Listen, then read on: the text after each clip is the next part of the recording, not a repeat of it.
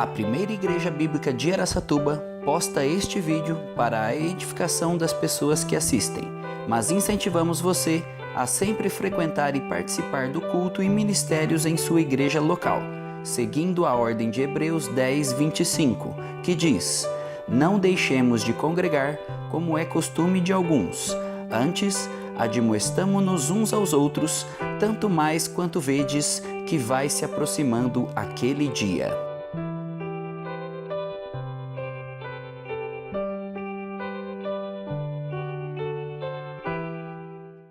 A gente não entende, né, os propósitos do Espírito Santo, mas a lição hoje da escola dominical foi sobre a responsabilidade de todo cristão de proclamar o Evangelho. Né, e era a minha sequência em Tito, né, de falar nesse texto do Tito, capítulo 3, do verso 4 até o verso 7. Vamos nos colocar de pé em reverência à palavra do Senhor, para lermos essa porção da palavra de Deus. Amém? Diz assim a palavra de Deus: "Quando, porém, se manifestou a benignidade de Deus, nosso Salvador, e o seu amor para com todos, não por obras de justiça praticadas por nós, mas segundo a sua misericórdia, ele nos salvou mediante o lavar regenerador e renovador do Espírito Santo, que ele derramou sobre nós ricamente, por meio de Jesus Cristo, nosso Salvador, a fim de que, justificados por graça, nos tornemos seus herdeiros, segundo a esperança da vida eterna." Vamos orar novamente? Senhor Deus e Pai, obrigado porque temos a liberdade neste país de louvar e glorificar ao Teu nome de forma livre.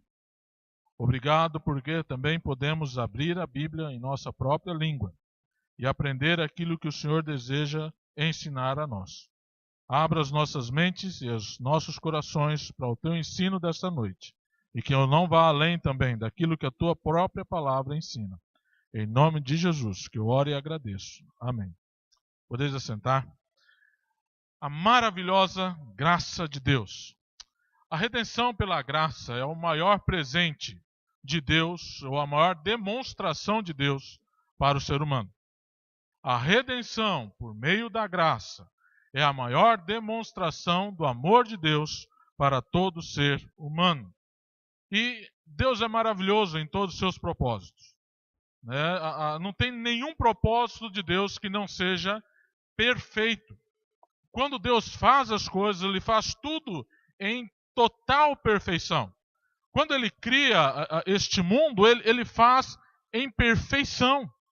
Toda vez, cada dia da criação, no capítulo 1, vai dizer: Deus fez isso e viu que era bom. E Deus fez isso e viu que era bom. E viu que era bom. E viu que era bom. Quando Ele cria o homem, é uma forma totalmente diferente. Porque até a criação dos animais, no sexto dia, os animais selváticos, os animais domésticos, né, e os répteis, Deus diz: haja, e puf, né, pim, aparecia lá. Um passe de mágica, aparecia aquilo que Deus estava dizendo: apareça. Mas com o ser humano, ele age de uma forma totalmente distinta.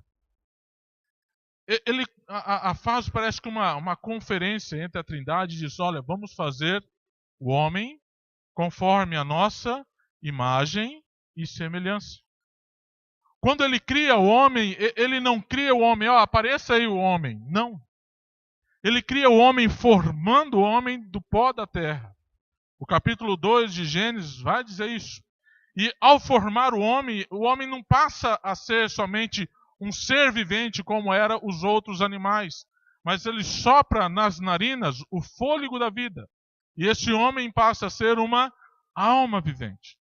Deus cria esse homem de uma forma muito especial. Ele cria o homem para ser o representante dele, Deus, aqui neste mundo.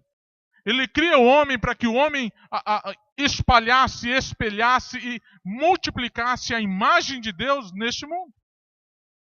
Mas o mais interessante, quando nós pensamos na criação do homem, é que Deus, ao estar criando ali Adão e Eva, ele sabia que Adão e Eva iriam pecar. O mais interessante ainda de pensar nisso é que antes de criar e saber que Adão e Eva iriam pecar, Deus sabia que ele teria que ter um plano para que o homem pudesse ser salvo. Deus, na sua eternidade, antes de criar qualquer coisa, ele já havia planejado que Cristo iria precisar vir a este mundo, morrer naquela cruz, por mim e por você, para que nós pudéssemos ser salvos. Porque ele já sabia que o homem iria pecar. É difícil nós entendermos esse amor de Deus. Porque pensa nisso. Você teria coragem de criar alguma coisa, algum objeto, que você tem certeza, plena convicção, que um dia se rebelaria contra você? Eu garanto que não. Você largaria aquele objeto de lado e falaria, eu não quero saber disso. Deus não agiu assim. Por amor a mim e a você, Ele nos criou, sabendo que um dia nós iríamos pecar, sabendo que um dia o Filho dele ia ter que vir a este mundo, morrer naquela cruz do Calvário. E ele fez essa promessa lá em Gênesis 3,15, que é um pedacinho, uma porçãozinha já do Evangelho. E nós vemos o desenrolar da história, chegando até Cristo, vindo a este mundo, saindo de sua glória, se fazendo como eu e como você, um ser humano, para poder morrer naquela cruz de forma perfeita, para que assim pudéssemos ter salvação. Um homem chamado Gordon MacDonald diz que o mundo pode fazer tudo tão bem ou melhor do que a igreja. Só há uma coisa que esse mundo não pode fazer no lugar da igreja. Ele não pode, o mundo, oferecer graça. E nós falamos isso hoje de manhã. Nós somos responsáveis diante de Deus para a transmissão dessa graça maravilhosa que nos salvou. Não foi porque nós merecemos, porque graça não há merecimento humano. É um presente divino. Eu não merecia isso. Mas Deus, em seu infinito amor por mim e por você, Ele resolveu, eu vou enviar meu filho para morrer naquela cruz. Que graça é essa? Que graça é essa? Que não, muitas vezes não mexe com a gente e faz a gente ter uma mudança de vida. Que não mexe com a gente e faz a gente a querer evangelizar, querer falar para outro de Cristo. Se essa graça não ter efeito, esse efeito em nós, meus queridos, que cristãos nós estamos sendo? Que cristãos nós estamos sendo? Estamos sendo realmente responsáveis por aquilo que Deus deixou como nossa responsabilidade? De sermos os propagadores dessa graça maravilhosa, o único meio pelo qual o homem pode ser salvo? É o verso de capa do nosso boletim, porque pela graça sois salvos mediante a fé. Isso não vem é dom de Deus, não de obras, para que ninguém se glorie. Por isso, nessa noite, nós queremos ver algumas características dessa graça maravilhosa. Primeira característica está no verso 4. Diz assim, quando, porém, se manifestou a benignidade de Deus, nosso Salvador, e o seu amor para com todos. A primeira característica dessa graça é que ela é proporcionada por Deus. Há uma forma da Trindade agir. E Deus Pai, é aquele que planeja, é aquele que coloca o plano que Ele quer que seja executado. A graça foi proporcionada por Ele. Como eu disse na introdução, o homem foi criado para refletir a imagem de Deus, para espalhar a imagem de Deus e também para multiplicar a imagem de Deus. Adão e Eva foram deixados e Deus deu uma ordem, sede fecundos e multiplicai, enchei a terra. Deus queria que Adão e Eva criassem pequenos cristãos aqui neste mundo. Que eles fossem os representantes de Deus e tomassem domínio sobre toda a terra. Mas Adão e Eva o quê? Pecaram. E Deus agora precisa proporcionar um meio para que novamente essa imagem dele possa ser espalhada, refletida e multiplicada. De outra forma, a imagem refletida seria a imagem de quem? De Satanás. Porque ao pecar, Adão e Eva se tornaram filhos de Satanás, por causa do pecado. E se não houvesse um meio pelo qual Adão e Eva pudessem ser regenerados, o meio que eles iam multiplicar aqui seriam de pessoas incrédulas. De pessoas que, e foi assim, e precisou Deus proporcionar um meio para que essas pessoas também fossem salvas. E é interessante quando nós vamos estudando o livro de Gênesis, não passaram-se 3.000 anos, foi mais ou menos uns 2.500, não, nem isso. Acho que uns 1.500 anos, mais ou menos, de Adão até Noé. E Deus teve que fazer o quê? Eliminar a raça humana, sobrando somente 8 pessoas. Adão, Noé, Sem, Cã e Jafé e as esposas desses 3. Porque eram os únicos fiéis neste mundo.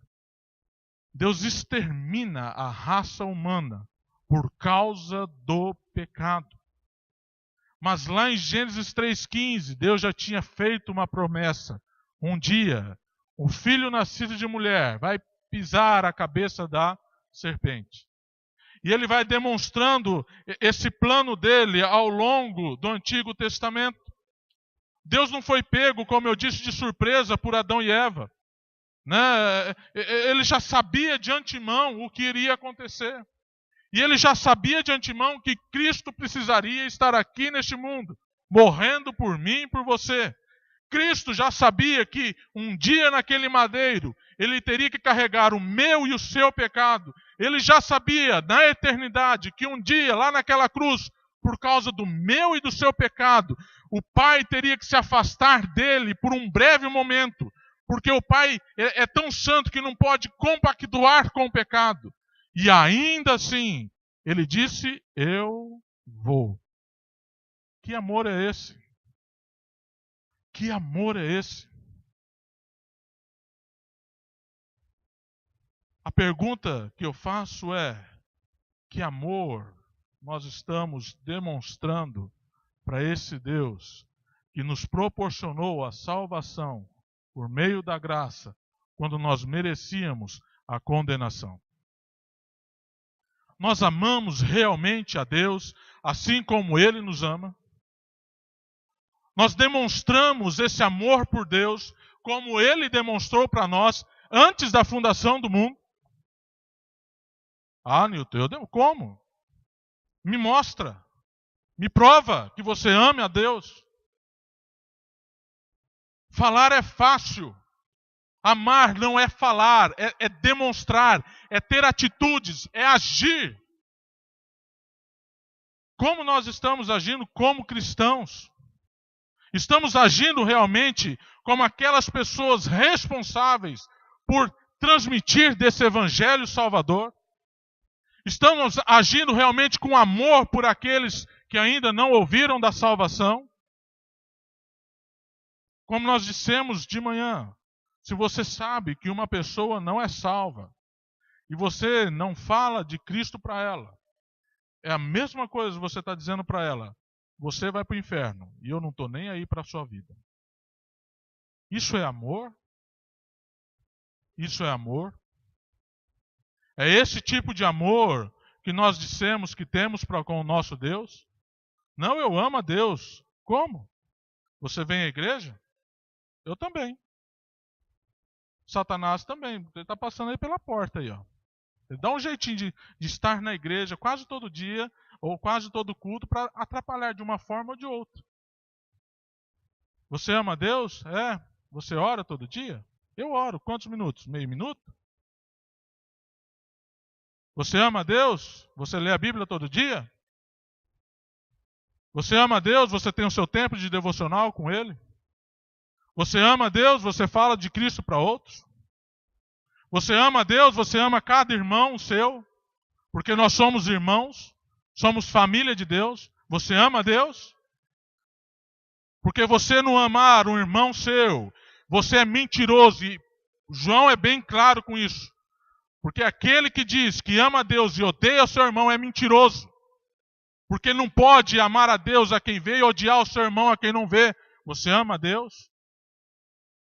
O seu irmão, ele tem mais valor para você do que você mesmo? Porque é esse tipo de amor que Deus quer que nós demonstremos. Amor incondicional. Amor que está pronto a sacrificar a sua vida em favor de outro. Você ama a Deus? Essa graça proporcionada por Deus é maravilhosa. Romanos 5,8 vai dizer isso, mas Deus prova o seu próprio amor para conosco, pelo fato de ter Cristo morrido na cruz do Calvário, sendo nós ainda pecadores. Ele não morreu porque eu e você pedimos perdão, ele não morreu porque eu e você nos arrependemos dos nossos pecados, ele não morreu porque eu e você éramos bonzinhos, não. Ele morreu porque nós éramos os piores dos piores neste mundo. Nós éramos pecadores. Nós estávamos debaixo da ira de Deus. Nós éramos inimigos de Deus por causa dos nossos pecados. E assim mesmo, Ele morreu naquela cruz por amor a mim e a você. Somos gratos, então, para com Deus pelo sacrifício que Ele fez naquela cruz do Calvário. Estamos demonstrando essa gratidão em ações ou só por palavras? Ou só por palavras? Falar o duro é um ditado popular, não é? Falar é fácil, o duro é fazer. E é o fazer que Deus quer. É a obediência que Deus exige. Não é falar. Não é só você dizer eu amo e não fazer nada. Demonstre que você realmente é grato com Deus, porque Ele proporcionou a mim e a você essa graça maravilhosa de termos os nossos pecados perdoados por causa de Cristo naquela cruz. Que amor é esse? Que amor é esse? É incompreensível, mas é o amor de Deus por nós. Segunda característica dessa maravilhosa graça está no verso 5. Não por obras de justiça praticadas por nós, mas segundo sua misericórdia, Ele nos salvou, mediante o lavar regenerador e renovador do Espírito Santo. Já começamos a ver aqui também mais uma pessoa da Trindade trabalhando. Deus, Ele fez o que com relação à graça? Ele proporcionou. O Espírito Santo, Ele aplica a graça. A graça, ela é aplicada pelo Espírito. Se a graça ela é proporcionada por Deus, ela é aplicada pelo Espírito. E é interessante quando o verso começa, não por obras de justiça praticadas por nós, mas segundo o lavar regenerador e renovador do Espírito Santo, Ele nos salvou. Não há nada que eu e você possa fazer para que nós possamos merecer essa graça. Pelo contrário, a única coisa que eu e você mereceríamos era o inferno. Porque essa é a condenação, esse é o preço do meu e do seu pecado. Mas por amor, Deus proporcionou um meio para que eu e você tivéssemos os nossos pecados perdoados. E o Espírito Santo é que aplica essa graça em nós. E há duas palavrinhas muito interessantes nesse verso que eu quero enfatizar com vocês. Regenerar e renovar. Ah, Nilton, é a mesma coisa. Regenerar e renovar também é nascer de novo. É fazer algo que era antigo, fazer novo, renovar. Não é. Porque se fossem iguais as palavras, seria colocado uma só delas, não as duas. Se coloca as duas é porque ela tem sentido diferente. E é muito legal quando nós compreendemos o sentido dessas palavras. A palavra regeneração, ela vem de um grego chamado, da palavra grega palingenia, palingenesia. Tá? Essa palavra, quando ela é separada, a primeira parte, palin, fala sobre novo. A palavra genesia, que vem de uma outra palavra chamada gênesis, é nascimento. Quando o Espírito Santo ele nos lava com seu lavar regenerador, então ele está nos proporcionando um novo nascimento. Quando o homem foi criado, Deus sopra no homem o quê? Fôlego da vida. E é interessante que a Bíblia diz que o Espírito Santo testifica com o meu espírito que eu sou filho de Deus. Quando nós falamos sobre novo nascimento, nós lembramos da história de quem? Nicodemos. Nicodemos chega para Jesus e fala: olha, o que eu preciso para ser salvo? Né? Jesus diz para ele: é necessário que você nasça de novo. Nicodemos assusta, fala: mas peraí, eu sou velho, né? Eu sou barbado, cabelinho branco, vou ter que voltar lá para o ventre da minha mãe e nascer de novo. Né? Jesus: não, você tem que nascer da água e do Espírito. Por causa do meu pecado, o Espírito que há em mim, e esse Espírito é que permite que eu adore a Deus, permite que eu tenha a ligação com Deus, permite que eu me achegue a Deus. Ele está morto. Quando eu me arrependo do meu pecado e creio em Cristo como meu único e suficiente Salvador, o Espírito Santo passa a habitar em mim e ele aplica a graça sobre a minha vida, então ele primeiramente me regenera, ele faz esse meu espírito que está morto, ele reviver, me dando novo nascimento. Então agora eu sou uma nova criatura. E é esse sentido que agora vai ter também a palavra renovador. A palavra renovador tem esse sentido. Eu era velho, agora sou novo. Eu era um velho Newton, mas por causa de Cristo, porque o Espírito Santo me renovou, agora eu tenho uma nova vida em Cristo. Isso é posicional. Agora, essa nova vida que eu tenho em Cristo, eu tenho que me levar também a diariamente transformar a minha mente. Esse lavar renovador do Espírito Santo tem que ser diário. Diariamente eu tenho que renovar a minha mente, deixando de lado as velhas práticas. Um outro texto que vai ter essa mesma palavra renovação está em Romanos 12:2, que vai dizer, vou começar do verso 1, né? Rogo-vos, pois, irmãos, pelas misericórdias de Deus, que apresenteis os vossos corpos por sacrifício vivo, santo e agradável a Deus, que é o vosso culto racional. E ele começa o verso 2.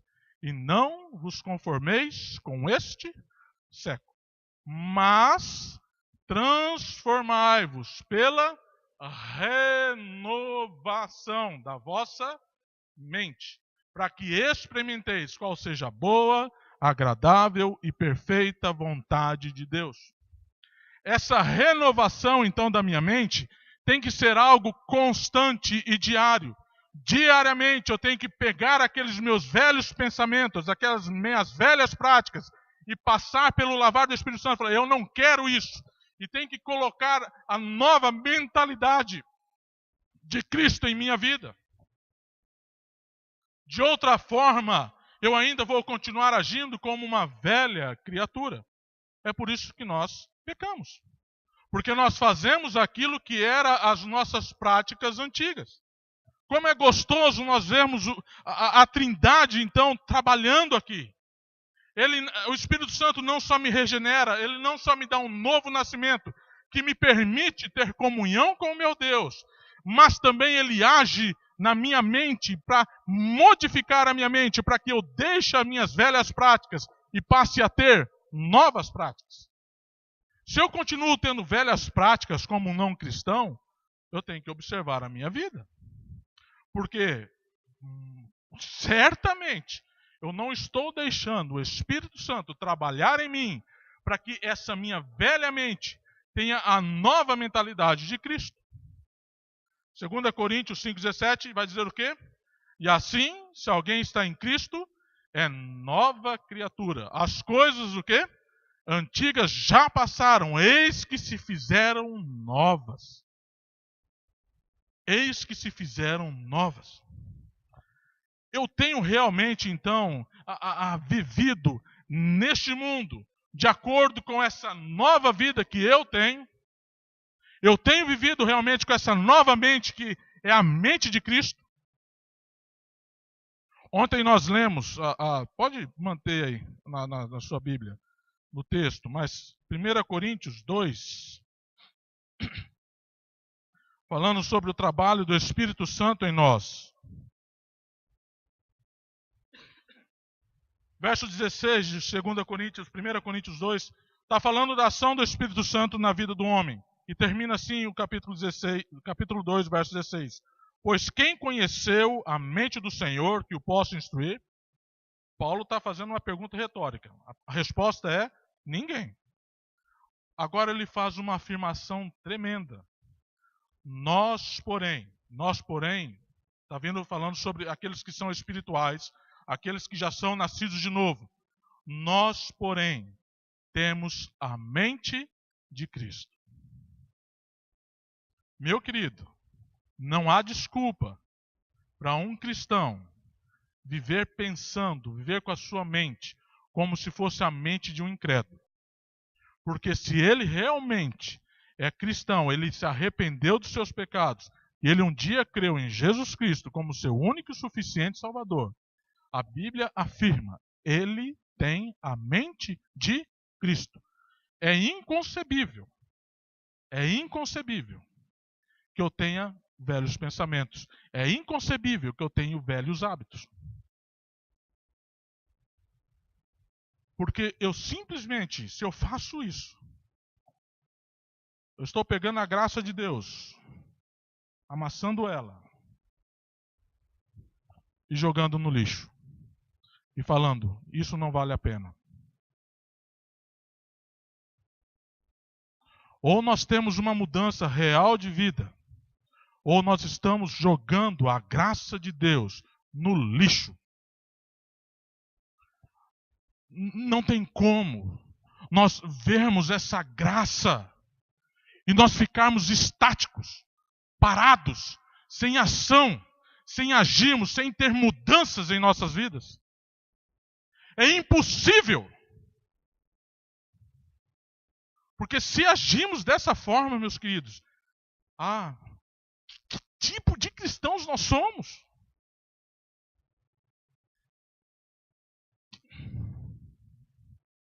Não dá para compreender, e não dá para entrar na mente uma pessoa que é cristã e age como se fosse um incrédulo.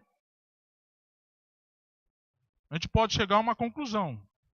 Provavelmente não é cristã.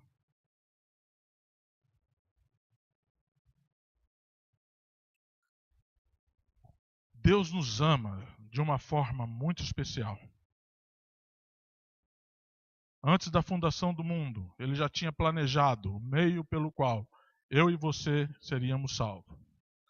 Ele já tinha planejado que o Espírito Santo iria aplicar em nós essa graça maravilhosa, nos dando um novo nascimento e nos dando uma nova vida.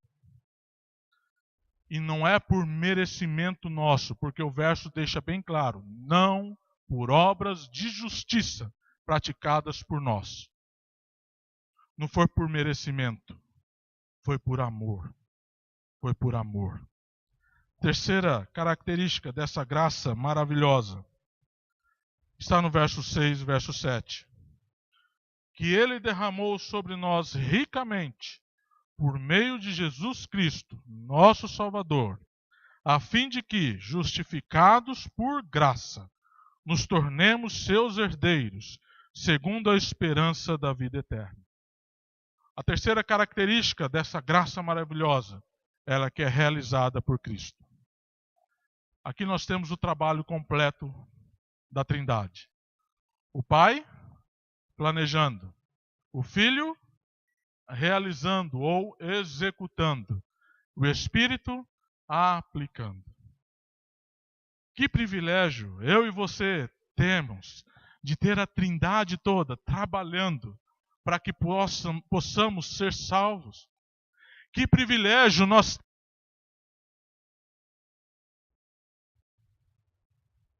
cruz que era para mim e para você. Não era para a cruz não era para Cristo, mas era o único meio, a única forma para que eu e você tivéssemos os nossos pecados perdoados. E é interessante que Paulo afirma no verso 6 que esse Espírito Santo que nos lava, que nos regenera, ele derrama de forma rica, generosa sobre nós. Deus não é miserável. E ele faz isso por causa de Jesus Cristo, por causa do sacrifício de Cristo naquela cruz do Calvário. E assim o Espírito Santo passa a ser a habitação, eu passo a ser a habitação do Espírito Santo. Que privilégio nós temos de ser a habitação do Deus vivo. Meus queridos, alguém que merecia o inferno por causa do pecado, mas por causa desse amor de Cristo, porque Cristo morreu naquela cruz, nós temos a oportunidade de nos arrepender de nossos pecados, crer em Cristo como nosso Salvador, e aquele que era para ser condenado ao inferno agora é a habitação do Deus vivo. Meus queridos, isso aí não tem como nós explicarmos esse amor. É bênção que a gente não tem como mensurar. E a gente ainda fica o quê? De bico fechado. Eu já sou salvo. Se você não é, problema seu. Você que está indo para o inferno, eu estou indo para o céu. É essa a atitude que nós devemos ter? É essa a atitude que nós devemos ter? Que privilégio nós temos, mas também que grande responsabilidade. Cristo nos justifica. O verso 7 vai dizer isso, a fim de que, justificados por graça, Deus está olhando para nós, através de Jesus Cristo, dizendo, esse camarada nunca pecou.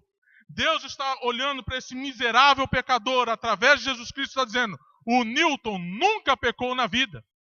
Ele é totalmente santo, desde o seu nascimento e até o dia que ele morrer. E ele está fazendo isso por causa de Jesus Cristo, por causa da cruz de Cristo.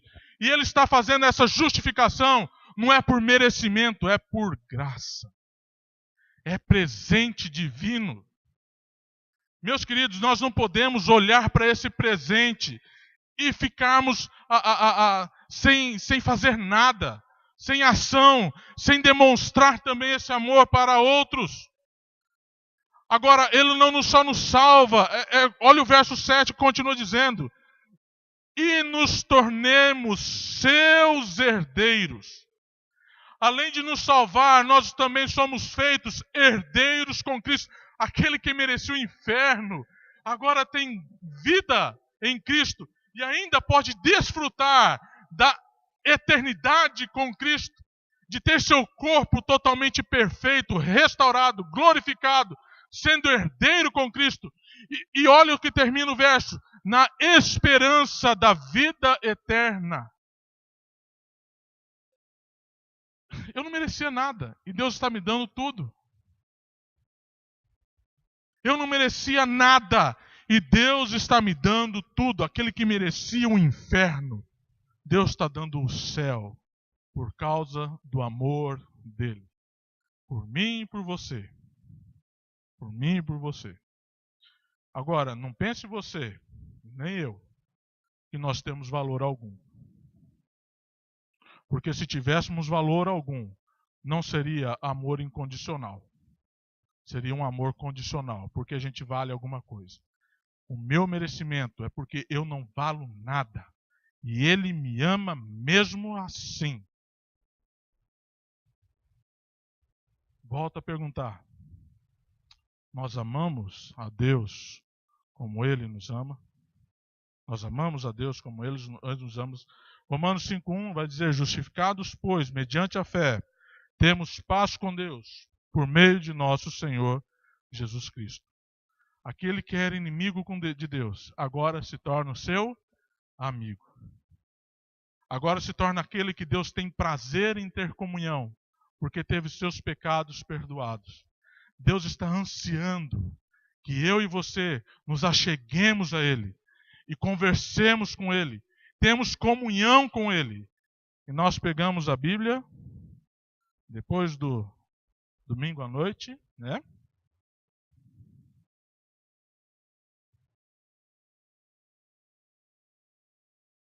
Chega no próximo domingo.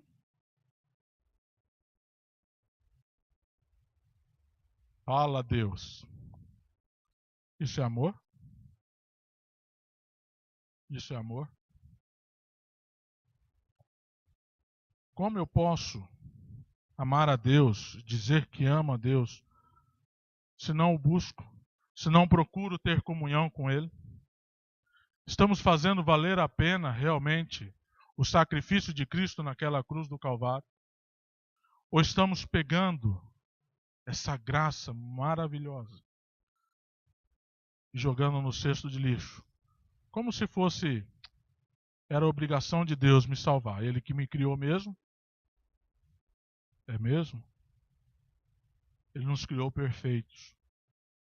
Ele nos criou perfeitos. E nós é que pecamos contra Ele. Nós é que erramos. O preço do erro é a punição. Mas Ele, na eternidade, resolveu, ao invés de nos punir por amor, por causa de Cristo, nos dar um escape da punição. Quando nós nos arrependemos dos nossos pecados e cremos em Cristo Jesus, isso nos livra da punição que era o merecimento nosso. Isso é graça. Isso é graça. E é uma graça maravilhosa, que foi proporcionada por Deus. Foi realizada por Cristo e aplicada pelo Espírito Santo. Agora, essa graça, como nós dissemos pela manhã na lição, ela nos traz uma grande responsabilidade. Porque se eu fui salvo por graça, e eu fui salvo porque Deus me ama, Deus me deixa com a responsabilidade de proclamar desse amor também para outros. E eu tenho essa responsabilidade. Se eu sou um cristão, eu sou responsável para que o Evangelho seja proclamado, para que outras pessoas, como eu, tenham a oportunidade de um dia ouvirem falar de Jesus, ouvirem do seu sacrifício naquela cruz, terem a oportunidade de se arrependerem de seus pecados e crerem em Jesus Cristo como seu único e suficiente Salvador, para que eles também, assim como eu e como você, tenham o privilégio de, por graça, serem salvos da condenação eterna e agora desfrutar de vida eterna. Terem seus pecados totalmente perdoados, serem feitos novas criaturas para viver para a honra e glória de Deus. Nós amamos realmente a Deus como Ele nos amou. Vamos baixar nossas cabeças.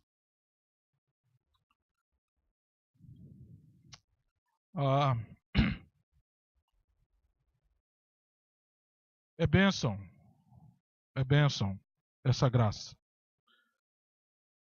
Mas ela só pode ser recebida, ela só pode ser ganha se nos arrependemos dos nossos pecados e cremos em Cristo como Salvador. Eu espero que todos aqui nessa noite já tenham tomado essa decisão. Agora, se você não fez isso, não deixa passar essa oportunidade. Não deixa passar essa oportunidade. Cristo morreu naquela cruz do Calvário para que os seus pecados fossem perdoados, para que você pudesse ser liberto da condenação do inferno e pudesse ter a bênção da vida eterna nos céus, na presença de Cristo Jesus. Se você ainda não tomou essa decisão, não deixe passar a oportunidade que talvez Deus está te dando nessa noite. Vamos orar. Senhor Deus, nós te louvamos pelo teu amor incondicional para com as nossas vidas. Nós só temos que glorificar ao teu nome. E só temos que obedecer a ti, falando desse amor tão grande para aqueles que ainda não ouviram. Que esse amor possa incomodar de tal forma as nossas vidas que não consigamos ficar calados. E aonde nós estivermos, o Senhor nos dê oportunidades para poder falar do amor de Cristo. E que nós também possamos saber aproveitar essas oportunidades. Não deixar elas passar, sendo servos negligentes, que não obedecem à tua ordem.